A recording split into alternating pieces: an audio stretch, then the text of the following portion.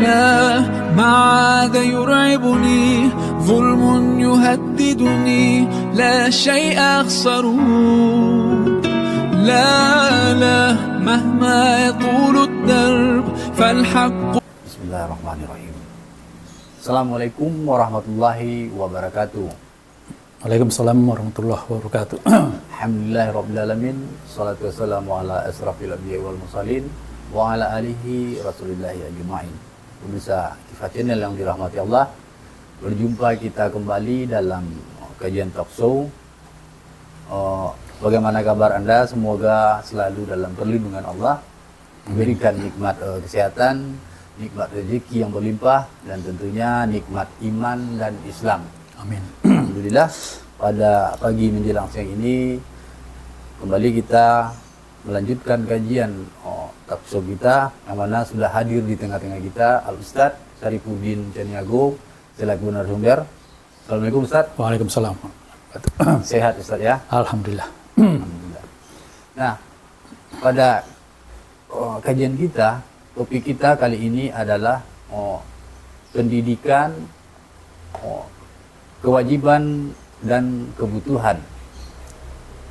Jadi di beberapa perguruan tinggi negeri hari ini menaikkan berkali-kali lipat UKT atau uang kuliah tunggal. Bahkan juga ada beberapa perguruan tinggi negeri itu memberlakukan uang pangkal.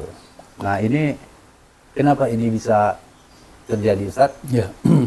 Bisa dijelaskan? Ya. Kenaikan yang sangat drastis ini. Ya. Bismillahirrahmanirrahim. Assalamualaikum warahmatullahi wabarakatuh. Waalaikumsalam.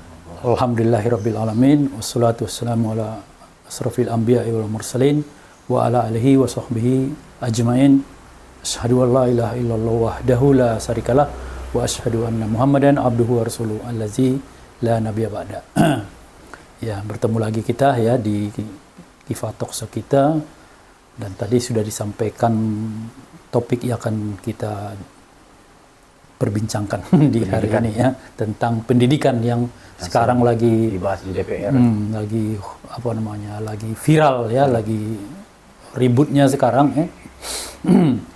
Di mana di situ ada sesuatu yang sangat mengejutkan ya, bagi para pelajar ya, mengejutkan bagi para pelajar, terutama mereka yang ingin hendak melanjutkan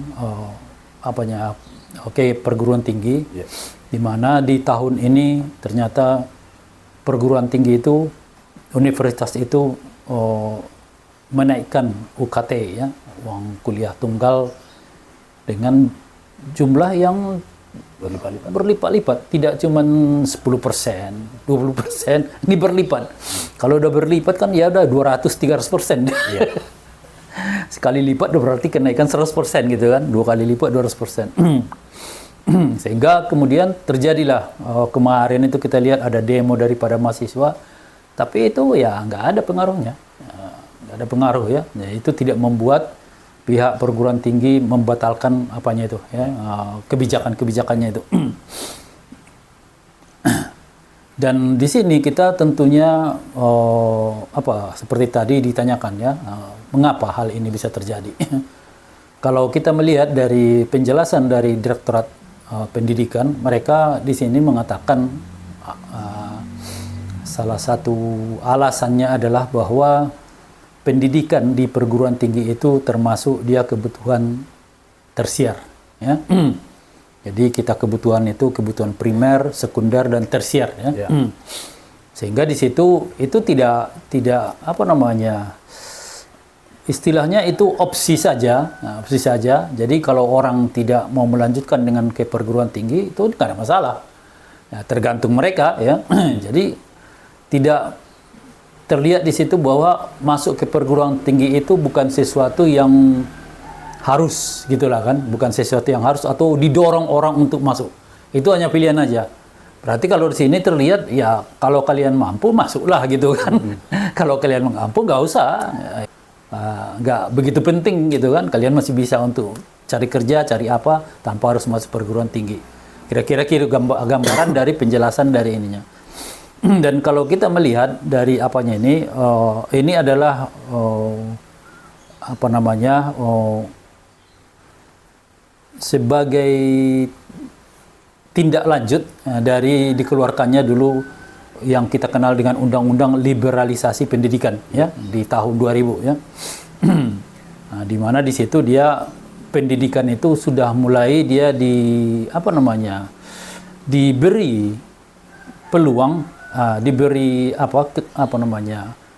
mereka untuk mencari dana mereka sendiri.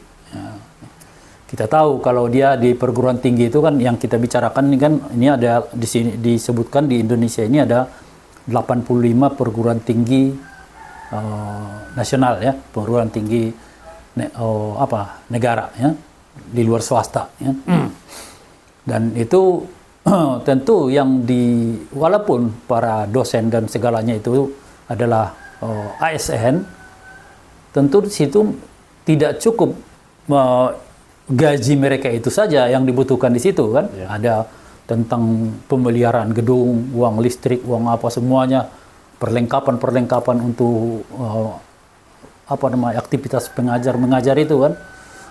Dan itu dia itulah yang dibutuhkan oleh kampus-kampus itu ya.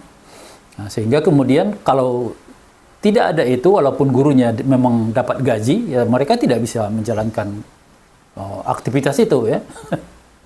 Nah, kalau umpamanya lampu tidak ada, air tidak ada atau apa ya, sehingga itu ya. Jadi banyak kebutuhan-kebutuhan yang dibutuhkan, dan itu kebutuhan-kebutuhan itu tidak lagi disuplai oleh negara ya. Negara hanya memberikan umpamanya gaji para gurunya gitu kan, dan ada mungkin sedikit sebagian dari kebutuhan-kebutuhan tadi. Jadi agar perguruan tinggi itu bisa terus berjalan aktivitasnya, mau tidak mau universitas itu, dari pihak universitas itu harus mencari dana kan. Nah, kemana lagi kalau mereka yang paling mudah ya mereka limpahkan ke anak didik. Nah, dinaikkanlah UKT ini kan, berlipat-lipat gitu kan. Jadi itulah yang membuat ini terjadi ya. Jadi kalau kita melihat di sini dia salah satu dari ini kan kita tahu di Indonesia ini jumlah dari APBN itu yang diperuntukkan untuk pendidikan itu 20% dari APBN ya. Sebenarnya angka 20% itu kan dia relatif. Nah, itu tergantung dari jumlah APBN-nya dulu kan. Kalau APBN-nya tinggi, jumlahnya 20% itu tinggi jadinya kan. Tapi kalau APBN-nya rendah, 20% itu ikut nyusut dia kan. Yeah. Nah itu jadi tergantung dari jumlah APBN itu. Jadi kalau kita bilang 20% ini tidak cukup atau cukup, itu relatif. Tinggal kita lihat dulu APBN itu. Dan APBN itu adalah pendapatan negara ya. Nah, jadi permasalahannya itu di situ dia, di pendapatan negara itu. Berarti di sini kita melihat ada masalah dalam pendapatan negara, sehingga kemudian jumlah 20% dari APBN itu yang untuk pendidikan itu menjadi jumlah yang tidak mencukupi ya untuk mengelola seluruh pendidikan di negeri ini ya. Negeri ini. Sehingga kemudian pemerintah karena dia tidak cukup dana itu, akhirnya mereka membuat kebijakan-kebijakan yang memang itu sudah mereka kayaknya gitu kan, kayaknya mereka sudah tahu ini kedepannya ini akan begini ya, sehingga dimunculkanlah undang-undang tahun 2000 tadi itu ya, tentang perguruan tinggi dan badan usaha milik negara ya, badan hukum milik yang berbadan hukum milik negara. Jadi kelihatannya di sini perguruan tinggi itu sudah semi perusahaan. Jadi sudah semi perusahaan dia, mereka mengelola sendiri apa mereka ya, dan ini ya. Jadi itu ya. Jadi itu yang membuat hal itu terjadi ya. Nah, dan kemudian ya dampaknya pasti ya kepada para pelajar ya. Tentu ya kita tahu di negara kita ini dia standar untuk bisa mendapatkan pekerjaan itu sekarang itu dia sudah standarnya itu harus punya ijazah. Yang paling layak itu S1 itu. Ya. Nah, jadi kalau udah S1 harus lewat perguruan tinggi ya. kalau kita cuman pegang ijazah SMA, akan sulit kita untuk mendapatkan pekerjaan. Ya. Jadi di situ dari kebutuhan di lapangan itu bahwa ijazah itu S1 itu itu membuat seluruh para pelajar itu mereka berusaha untuk masuk ke ini perguruan tinggi ya untuk mendapatkan setidaknya S1-nya itu. Nah, sehingga kemudian di satu sisi mereka itu harus mendapatkan S1, di satu sisi perguruan tingginya menaikkan UKT. Jadi terjadilah apa yang disebut itu semacam rasa kesal, rasa putus asa ya di tengah-tengah para pelajar ini ya, yang kemudian mereka jadi serba salah. Mereka bukan keinginan mereka sebenarnya untuk pergi ke perguruan tinggi. Kalau memang ijazah SMA-nya ini sudah memadai untuk bisa dapat kerja, ya ngapain ke sana kan? Tapi di lapangan nggak demikian ya. Bahkan yang untuk pekerjaan-pekerjaan yang kecil-kecil saja sekarang sudah mensyaratkan dia S1 ya. Jadi itu ya. Jadi terjadi dia dilema di tengah ini ya, di tengah para pelajar ya, para pelajar ini. Nah, ini memunculkan keresahan ya, keresahan. Tapi negara di sini tidak bisa berbuat apa-apa kalau menurut saya ya, dari itu persoalan tadi ya. Jadi kita melihat di sini kan, kalau kita melihat kan ini dia dari sisi pendidikan ya. Ada lagi di masalah lain, umpamanya seperti BBM. BBM itu kan terus dikurangi terus subsidinya ya. Itu karena tadi itu pemerintah tidak punya dana ya untuk menutupi subsidi itu. Begitu juga dia gas, listrik, ya semua semua dikurangi dananya itu, subsidinya itu. Dan semua itu menunjukkan bahwa memang problem utamanya itu, yang paling utama di samping ada lagi yang lain ya, problem yang paling utama itu dia adalah kurangnya pemasukan yang didapatkan oleh negara ya. Sehingga APBN-nya itu kecil, maka dia 20% itu kecil sekali. Kecil sekali dia kan. Nah, kalau APBN-nya bisa tinggi nilainya, 20% itu tinggi ya. Bisa dipakai untuk apa-apa ya. Nah, jadi kayaknya itu mungkin dia. Jadi dia persoalan itu adalah persoalan bukan sebenarnya ini dia masalah pendidikan ini masalah kebutuhan tersier atau tidak, tapi sebenarnya ini adalah masalahnya itu negara tidak mempunyai dana untuk mengelola pendidikan ini ya, agar dia bisa dijangkau oleh setiap kalangan. Jadi nah, itu mungkin. Kenapa sebenarnya ini Ustaz? Kondisi negara kita jadi seperti ini ya kan? Karena tadi seperti yang Ustaz sampaikan bahwa negara tidak bisa berbuat apa-apa, maka ini dibebankan tentunya ke mahasiswa itu yang ingin kuliah. Ini jadi aneh atau gimana ini? Ironi ya, negara yang dikatakan janggut katulistiwa, tongkat batu jadi tanaman, bisa menjadi seperti ini ya kan? Untuk biaya pendidikan aja kesulitan ya. Iya. Ya jadi itu ya. Jadi dia tadi itu disampaikan dia masalah itu dia dana ya. Dana itu berarti dia income negara itu sangat kurang ya. Nah, padahal tadi seperti yang disampaikan tadi, Indonesia itu berlimpah dia dari sumber daya alam ya. Berlimpah sumber daya alam. Apa yang tak ada sini? Ada minyak, gas ada, gas ada, batu bara ada, emas, perak, timah, apalagi yang ini, yang belakangan ini yang sedang viral itu ya, yang untuk digunakan untuk listrik itu kan. Nah, itu kan untuk mobil-mobil listrik itu baterai itu kan. Semua ada, nikel kemarin. Semua ada di kita itu. Nah, tapi kenapa kita itu sepertinya sepertinya kita itu seperti negara gurun gitu, yang tidak punya penghasilan apa-apa gitu, gersang seperti negara gersang itu. Jadi kalau kita masuk ke sini, kita kemudian tidak bisa lagi melepaskan pandangan kita kepada sistem yang dianut di negara ini ya, di mana sistem yang dianut negara ini dalam dalam bernegara itu adalah sistem sekuler, demokrasi dan kapitalis ya. Terutama yang paling kalau dia menyangkut masalah keuangan itu dia yang paling berpengaruh sih adalah prinsip-prinsip kapitalis tadi itu ya. Di mana dalam kapitalisme itu dia disebutkan di situ dia kepemilikannya, permasalahan itu adalah permasalahan kepemilikannya. Ya, di mana dalam kapitalisme itu kepemilikan itu dia diberikan kepada siapa saja untuk memiliki apa saja selama dia mampu memilikinya. Punya kemampuan dia memiliki diberikan kepadanya. Tidak ada dia batasan-batasan yang tertentu ya. Pokoknya dia mampu ya. Makanya kemudian akhirnya dengan prinsip kapitalisme demikian, akhirnya seluruh kekayaan alam negeri ini akhirnya kemudian beralih ke tangan atau dikuasai oleh mereka para kapitalis, apakah dia perusahaan-perusahaan dalam negeri atau bahkan perusahaan-perusahaan dari asing ya, dari luar negeri.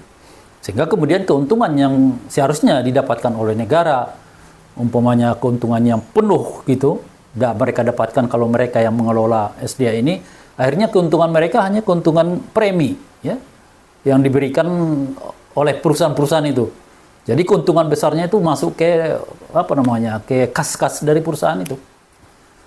Nah, negara hanya mendapatkan sedikit, sedikit itu ya. Nah, sehingga itulah dengan sisa-sisa sedikit itulah kemudian yang masuk ke negara dari seluruh kekayaan alam itu ya. Dan kemudian untuk menutupi yang lainnya, negara kemudian sebagaimana kita lihat di seluruh negara yang menerapkan sistem kapitalis, di situ negara itu mencari dana untuk untuk kebutuhan operasional negara itu dengan membebankan pajak bagi masyarakat ya. Jadi kita ini sudahlah kekayaan kita yang harusnya bisa dikembalikan ke kita untuk kesejahteraan kita itu diberikan pada asing, kita diminta lagi. Ya, kita dimintai lagi uang dari kita, pajak ini ya. Iya. Jadi dua kali kerugian kita di dalam sistem kapitalisme ini. Ya, pertama tadi itu kekayaan alam kita yang seharusnya itu menghasilkan sesuatu sehingga tadi itu dia bisa income negara yang kemudian menjadi APBN negara itu tinggi sekali sehingga dia bisa mengelola apa saja yang ada di sini. Itu tidak terjadi, dan kemudian untuk menutupi tadi itu kebutuhan-kebutuhan itu negara justru melimpahkan bebannya itu kepada rakyat ya, pada rakyat. Jadi sama seperti ini kalau gambarannya itu ada orang tua ya, orang tua dia punya kebun punya kebun, tapi kebunnya itu dikasihkannya sama orang. Jadi orang itu memberikan premi lah sama dia atau apa gitu kan. Yang itu tidak mencukupi untuk membiayai rumah tangganya. Ya. Nah, ketika dia membiayai rumah tangganya gak cukup, kemudian anak-anaknya itu anak-anaknya yang ada di situ disuruhnya bekerja, disuruhnya ini, disuruhnya itu ya. Padahal sebenarnya mereka cukup sejahtera kalau mereka yang mengelola tadi itu ya. Nah, jadi akhirnya pengelolaan itu menjadi buruk terhadap sumber daya alam kita. Nah, itu kemudian yang membuat negara itu terus-menerus menyusut pendapatannya ya. Karena istilahnya ya, kalau dia pajak itu kan itu bukan sesuatu yang bersifat pasti jumlahnya ya. Umpamanya ada seseorang dia kena pajak masalah ini ya. Umpamanya dia kena pajak, dia ada pajak kendaraan. Nggak ada kendaraannya, nggak keluar pajaknya. Iya. Hilang pendapatan negara ya. Jadi kalau dia kondisi masyarakat semakin sulit, maka jumlah pajak itu pun akan semakin sedikit. Umpamanya perusahaan-perusahaan tutup satu perusahaan, berkurang pajak yang dapat negara, tutup lagi ini, berkurang lagi. Sehingga itu ya, sehingga negara menjadi kesulitan benar ya, dengan untuk mengumpulkan keuangan negara ya, dan itu menyebabkan APBN itu nggak bisa tinggi-tinggi Nah, dan kalau negara kemudian terpaksa karena dia ada batasan yang dibutuhkan untuk APBN itu, umpamanya dia ada yang kita butuhkan, umpamanya menggaji pegawai dan segala macamnya itu kan perlu dia. Dan kalau ini tidak didapat dari pajak, tidak juga bisa tertutupi dari tadi itu, sisa-sisa yang kita dapat dari SDA itu, akhirnya negara terpaksa berhutang. Ya. Dan hutang itu utang yang ribawi ya, nah, dia akan tinggi nantiannya bunganya itu ya, sehingga dapat lagi dia beban tambahan oleh negara untuk tadi itu membayarkan hutang itu yang berlipat-lipat lagi bunganya itu ya. Nah, akhirnya dia, kalau kita melihat di sini kita secara logika kita akan melihat bahwa ke depan itu masa depan negara ini gelap. Gelap ya. Nah, karena pendapatan negara tidak ada, kemudian dilimpahkan kepada rakyat untuk mencukupinya, dan itu kelihatannya tidak cukup sehingga kemudian diambil hutang dari luar negeri, dan hutang itu pun harus dibayarkan dengan berlipat-lipat ya. Nah, jadi kita kelihatannya ya menuju bangkrut. Kalau menurut saya itu menuju bangkrut lah kita ini. Tidak ada lagi sini optimisme terlihat kalau kita melihat dari skema tadi itu ya. Dan inilah buktinya ya. Buktinya ini ya. Dikorbankanlah kemudian dia generasi muda kita ya. Sehingga kemudian kalau memang mereka itu tidak lagi mampu untuk masuk ke dunia pendidikan, sebagian besar dari mereka, maka sebagian besar generasi muda kita itu sudah sudah dibodohkan ya. Nah, sehingga muncullah nanti generasi yang itulah generasi apa adanya itu. Nah, tidak bisa lagi mengikuti perkembangan perkembangan ilmu yang sangat pesat di saat ini ya. Nah, kita akan menjadi negara tertinggal, menjadi negara-negara ini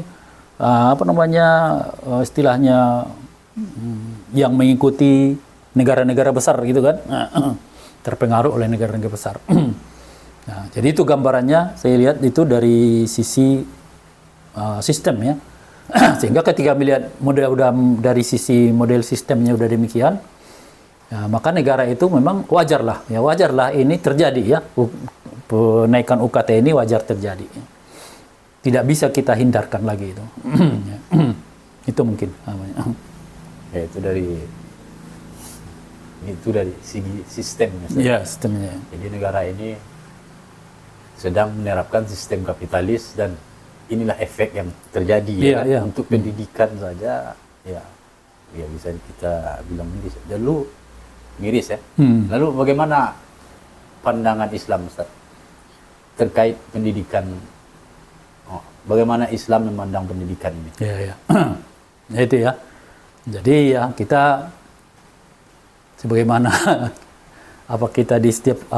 karena kita seorang Muslim ya, kita akan kembali melihat sesuatu itu dari kacamata Islam. Ya.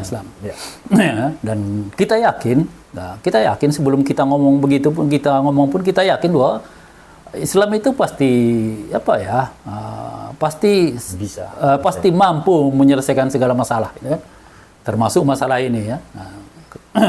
Jadi pertama mungkin kita lihat itu ya, sebagaimana sabda Rasulullah itu kan, Rasulullah mengatakan tolabul ilmi faridatun ala kulli muslim ya. Jadi menuntut ilmu itu adalah fardu ya bagi seluruh muslim ya.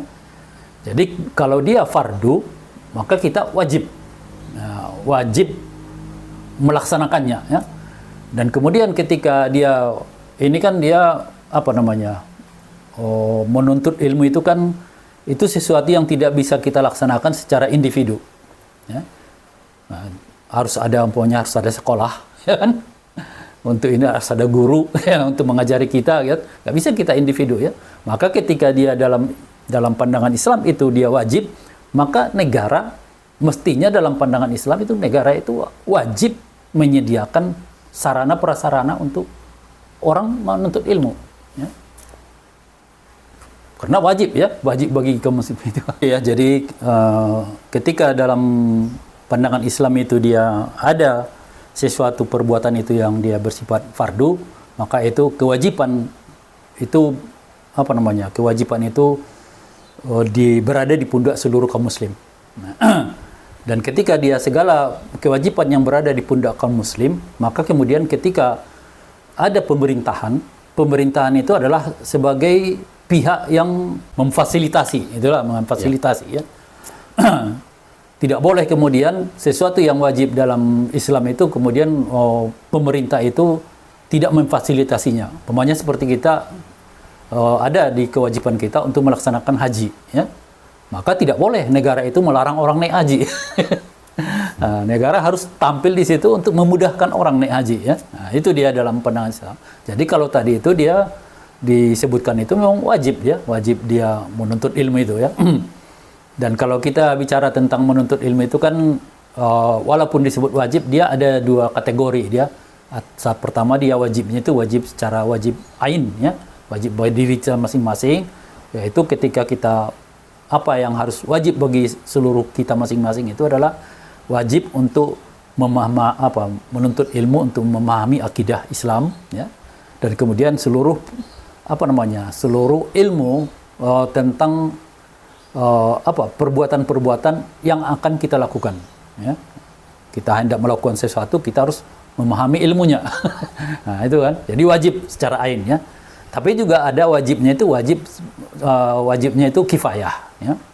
Nah, maka itu ya. Jadi apa yang membuat dalil dari adanya wajib kifayah itu? Wajib kifayah itu kan tidak harus semua kita menuntut ilmu itu kan, tidak harus semua. Jadi dia itu dalilnya itu dari dari firman Allah ya dalam Al-Qur'an ya. Wa ma kanal mu'minun liyunfiru kafah ya. Jadi orang-orang mukmin itu mereka jangan pergi semuanya ya. Jadi sini para ulama ketika mengapakan menafsirkan liyunfiru pergi itu adalah pergi jihad. Karena ayat ini turun berkenaan dengan banyaknya penghafal Al-Qur'an yang syahid di medan perang. Nah, makanya muncul di situ perintah dari Allah, kalian tidak harus seluruhnya pergi perang. Ya. Nah, kemudian di situ laula nafaro min kulli firqatin minhum ta'ifatum liyatafaqahu fid din ya. Jadi hendaklah dari kalian itu ya sebagiannya itu menuntut ilmu. Nah, menuntut ilmu. Nah, jadi ada orang itu disebut sih sebagian untuk menuntut ilmu, mendalami ilmu, kemudian itu disebutkan liyunziru qaumahum ya, liyunziru qaumahum ija roja'u ilaihim ya, untuk kemudian ketika nanti mereka yang pergi jihad itu pulang, kemudian mereka yang menuntut ilmu itu mengajari mereka. Nah, mengajari mereka ya ilmu agar mereka itu lahum yahzarun ya, agar mereka itu bisa menjaga diri mereka ya. Menjaga diri mereka dari perbuatan-perbuatan yang tidak dibenarkan dalam Islam, itu maksudnya ya. Jadi kita melihat di situ dia menuntut ilmu itu tidak harus seluruh kita gitu kan. Tapi ilmu itu bukan ilmu yang tadi, ada yang ilmu dia harus seluruh kita wajib, ada yang sebagiannya. Makanya itu yang menjadi itulah yang kita apakan dengan para ulama ya. Nah, mereka menuntut ilmu sedalam-dalamnya ya. Jadi para ulama itu mereka wajib untuk menuntut ilmu sedalam-dalamnya, dan itu nanti mereka akan menyampaikan kepada siapa saja ya. Dan kemudian mereka bisa menjadi tempat orang-orang bertanya tentang segala sesuatu. Jadi tidak harus kita ini semua kaum muslim itu jadi ulama, tidak harus. Nah, tapi tadi itu ketika sudah ada para ulama yang mengkaji ilmu itu, maka sudah gugurlah kewajiban kita itu untuk mendalami ilmu itu. Nah, kita cukup kemudian ketika kita ada masalah kita datang pada ulamanya tadi, gitu kan? Nah, udah. Begitu juga dengan ilmu-ilmu keduniaan ya, ilmu sains, teknologi. Nah, itu pun tidak wajib. Wajibnya tidak wajib ain ya. Nah, tinggal orangnya kalau dia umpamanya dia berkecimpung di dunia kedokteran, ya dialah yang wajib. Ya kan? Nah, bagi kita ini yang tidak berkecimpung di situ, nggak usah lagi kita mempelajari ilmu kedokteran gitu kan. Mereka yang berkecimpung di dunia punya teknologi pembangunan, ya insinyur-insinyur segala macam, ya mereka lah di situ kan. Kita nggak perlu ya. Kita hanya mengkaji ilmu yang kita butuhkan ya, dalam kehidupan kita ya. Jadi dia di situ dia bentuknya. Jadi tetap dia wajib ya. Ada wajibnya wajib ain, ada wajibnya wajib kifayah ya. Tapi tetap wajib ya. Dan kemudian di apanya itu Allah itu sangat memuliakan orang-orang yang mau menuntut ilmu ya. Allah berfirman itu yarfa'illahu allazina amanu minkum wallazina utul ilma ya. Wallazina utul ilma darajat ya. Di situ Allah mengatakan Allah itu mengangkat derajat dari orang-orang mukmin dan juga dari orang-orang yang menuntut ilmu. Ya. Itu ya. Jadi dia di sini terlihat bahwa Allah itu dia sangat menganjurkan ya, sangat menganjurkan dan menyukai orang-orang yang menuntut ilmu ya. Maka dari berbagai hal ini terlihat bahwa dalam pandangan Islam itu menuntut ilmu itu sangat sesuatu yang tidak bisa kita bikin itu sebagai kebutuhan tersier. Dia kebutuhan bisa kalau dia tadi masuk dia fardu ain tadi kebutuhan primer. Tak bisa kita tidak menuntut ilmu itu kan. Nah, kebutuhan tadi itu ya dari yang masuk kifayah itu mungkin maksudlah dia kebutuhan yang sekunder atau apa gitu kan. Ya. Jadi jelas dalam pandangan Islam itu dia adalah wajib ya. Maka dalam Islam segala sesuatu yang diwajibkan oleh Allah kepada pundak kaum muslim, maka kemudian negara di sini harus hadir sebagai memfasilitasi agar kaum muslim bisa melaksanakan kewajiban itu. Jadi kemudian berarti di sini kalau dalam pandangan Islam pendidikan itu harus bisa terjangkau oleh semua pihak ya. Bahkan bukan cuma terjangkau, dia harus gratis. Dia harus gratis, nggak boleh ada di situ biaya yang dikenakan kepada masyarakat ya, orang-orang yang hendak atau para pelajar yang hendak menuntut ilmu ya. Karena dia kewajibannya. Tapi kemudian kan tadi itu kembali kepada tadi bukan mudah untuk menggratiskan pendidikan ya. Butuh dana yang sangat besar itu kan untuk menggratiskan pendidikan. Karena ini terlihat pun 20% dari APBN itu tidak bisa untuk jangankan menggratiskan, meminimalkan uang UKT itu aja nggak bisa gitu kan. Jadi butuh besar. Apakah dalam Islam itu akan bisa didapatkan dana yang besar itu untuk itu ya? Maka kita kembali dia ke dalam sistem ekonominya dalam Islam gitu kan. Nah, yang sangat bertolak belakang dengan sistem ekonomi kapitalis. Di mana dalam Islam itu kepemilikan itu tidak sebagaimana dalam sistem kapitalis itu boleh dikuasai oleh siapa saja ya. Terutama dia dalam Islam itu kan dibagi kekayaan harta yang terdapat di bumi ini dibagi dia atas 3 kategori ya. Ada dia boleh dimiliki oleh individu, ada dia itu kepemilikan yang disebut kepemilikan umum, dan kepemilikan umum ini tidak boleh dimiliki oleh individu atau perusahaan atau siapapun. Ini harus dikelola oleh negara. Nah, kemudian ada kepemilikan negara ya. Jadi ini ya, maka kemudian seluruh SDA yang ada di dalam negeri itu dalam pandangan Islam itu harus benar-benar itu dikelola oleh negara. Sehingga kemudian seluruh keuntungan yang didapatkan di situ di dalam dari SDA itu benar-benar masuk semuanya ke kas negara ya.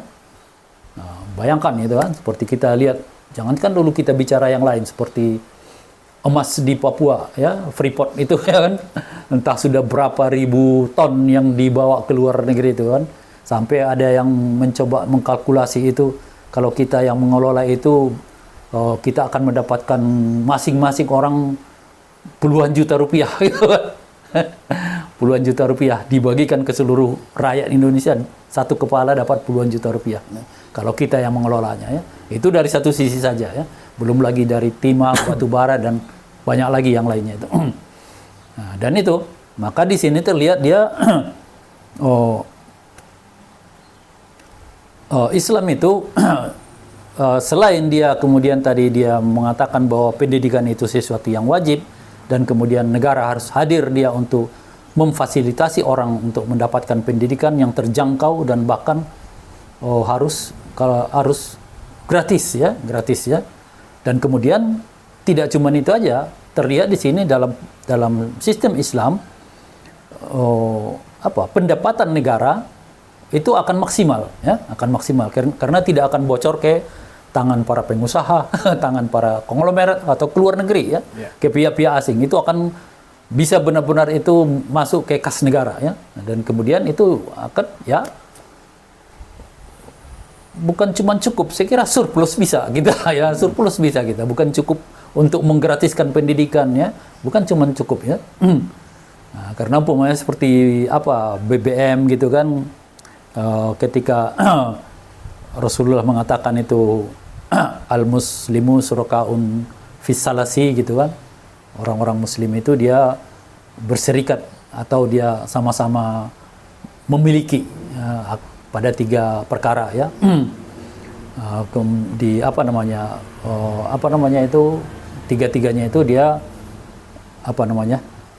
air, kemudian api dan padang gembalaan. Nah, itu padang gembalaan 3 ya. Jadi dia di situ ada lagi sambungannya itu, negara tidak boleh mengambil keuntungan dari ini ya, dari ini ya. Jadi di situ terlihat bahwa negara ketika mereka mengelola ini, kalau kita melihat itu nar itu api di situ diapakan oleh para ulama itu bukan api dalam kata harfiahnya gitu kan. Api itu adalah segala sesuatu yang bisa dianggap sebagai energi ya, termasuklah BBM, begitu gas juga masuk dia, listrik juga masuk dia, api ya, api masuk dia kategori api, tambang-tambang itu masuk api ya. Dan itu kemudian disebutkan itu nggak boleh negara mengambil keuntungan atau menjual itu untuk mengambil keuntungan kepada rakyatnya ya. Sehingga kemudian negara mengelolanya nanti ketika umpamanya mengelolanya kemudian menghasilkan BBM, maka BBM itu diberikan kepada kita itu negara tidak mengambil keuntungan ya. Negara hanya mengambil di situ kemungkinan kalau tidak bisa digratiskan, kemungkinan yang adalah hanya sebatas biaya produksi dan biaya distribusi ya. Agar sampai ke kita dari kilang-kilangnya itu sampai ke SPBU umpamanya kan, sampai itu ya. Jadi kalau itu mungkin dia BBM kita itu akan bisa langsung turun ya, turun drastis ya. Ada yang mengatakan BBM kita itu mungkin dia hanya sekitar Rp2.000 per liter gitu kan. Dari kalau dia hanya biaya itu ya, biaya itu. Nah, begitulah gambaran kalau dia kemudian dana itu ada untuk pendidikan. Nah, sehingga kemudian uang yang diminta oleh perguruan tinggi yang sangat tinggi sekarang itu bisa sangat rendah nantinya kan, atau bisa gratis ya, atau bisa dibilang gratis. Dan itulah dia perbandingan dari pandangan Islam dan kemudian bagaimana Islam bisa mewujudkan pendidikan yang bisa terjangkau dan pendidikan yang ya kalau dalam pandangan Islam itu seharusnya itu gratis ya, gratis. Jadi kalaupun tidak gratis, dia harus benar-benar bisa terjangkau. Tidak ada orang yang merasa kesulitan untuk belajar sampai ke tingkat yang paling tinggi sekalipun ya. Tidak ada dia kendala, orang itu kendalanya kenapa kau tidak belajar? Kendalanya tidak mampu dari sisi materi ya, tidak ada ya. Kalau dia kendalanya umpamanya dia kurang sehat atau apa ya, enggak ada masalah. Tapi tidak boleh ada kendalanya itu kendala kami tidak mampu membayar ininya ya, enggak boleh ya. Nah, Saya kira itu mungkin gambaran ininya. Ya ini justru kayak seperti berbanding terbalik dengan bukan hanya dari sistem ekonominya saja ya Ustaz, Iya, iya. Islam. Justru Dari pandangannya, pendidikan saja. dari pandangannya saja udah beda. Islam itu akan menggratiskan dan menjadikan pendidikan ini sampai ke jenjang yang paling tinggi ya kan. Sementara di sistem kapitalis tadi bahkan untuk perguruan hanya wajib 9 tahun ya Ustaz. 12 tahun. 12 tahun, 12 tahun ya. ya, 12 tahun. Nah, syukron Ustaz. Iya, ya. Jadi semoga apa yang kita dapatkan hari ini bermanfaat ya Ustaz, Iya, iya. dan menambah wawasan kita semua, dan tentunya juga sahabat-sahabat dimanapun berada menambah wawasan keislamannya ya. Nah, itu dari penjelasan Ustaz tadi ya kan, bisa kita simpulkan saja ya kan, bahwa di dalam menyelenggarakan pendidikan sebagai pelayanan untuk umat seluas-luasnya hingga jenjang tertinggi hanya bisa terwujud dengan diterapkannya sistem yang menerapkan syariat Islam secara kafah. Nah, sistem ini itulah kita sebut dengan khilafah ya. Nah, ini perlu ya adanya bersatunya umat Islam ini. Dan itu adalah upaya kita kaum muslim semua ya. Dan semoga ini insya Allah akan hadir ini khilafah ini Ustaz ya. Ya, insyaallah. Insyaallah. Ya, saya cukupkan. Jangan lupa like, komen, dan subscribe, dan aktifkan lonceng notifikasi agar tidak ketinggalan video-video kita yang berikutnya ya. Dan Assalamualaikum warahmatullahi wabarakatuh. Waalaikumsalam warahmatullahi wabarakatuh. Alhamdulillah. لا ما عاد يرعبني ظلم يهددني لا شيء أخسره